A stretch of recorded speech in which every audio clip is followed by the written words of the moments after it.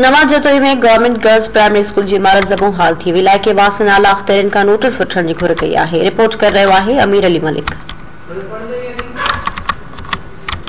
नाज़रीन, नवा जतोई में ही अवां सां जिक्र कयूं पिया त नवा जतोई में गवर्नमेंट गर्ल्स प्राइमरी स्कूल की इमारत ज़बूं हाल थी वई है। इन बाबत रिपोर्ट कर रहे है अमीर अली। जी बिल्कुल, अस मौजूद आहियूं गवर्नमेंट गर्ल्स प्राइमरी स्कूल नवा जतोई में। इन स्कूल की बिल्डिंग ज़बून हाली जो शिकार है, जैं करे हिते पढ़ंदड़ ॿार खौफ जो शिकार आहिनि। अचो त असां ॻाल्हि ॿोल कयूं त हुननि जो वधीक छा चवणु आहे। ही स्कूल जेको आहे सो 1951-52 खां आहे हलंदड़। बिल्डिंग 1960 में ठही आहे। हींअर दफ़ा ज़बून थी वई आहे।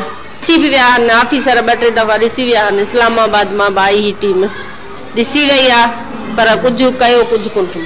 पर ॿियनि बिल्डिंग्स में कम या थोड़ो घणो फर्निश वगैरह कुछ थियो आहे। हिते त बिल्कुल कुछ भी ना। असां इलाही कंप्लेंट्स कयूं आहिनि डीओ खे, मतलब मथे ताईं सेक्रेटरीट ताईं बस तस्वीरूं या मीडिया ते मोकिलियो आहे, पर अञा ताईं को बि रिस्पॉन्स असांखे न आहे मिलियो। पहिरीं त वॾी में वॾी सहूलियत पाणी जी, उहा असां वटि बिल्कुल बि न आहे। फर्नीचर भी बिल्कुल घटि आहे। बिल्डिंग भी तव्हां ॾिसो पिया था बिल्कुल माना किरण जहिड़ी आला बचाईंदो, केॾी महिल बि को बि हादसो पेश अची सघे।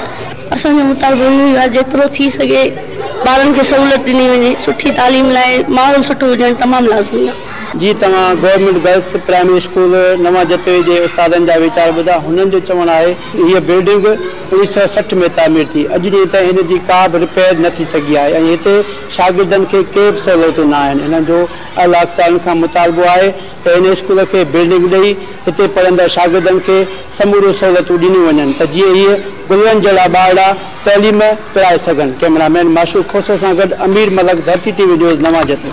जी बिल्कुलु।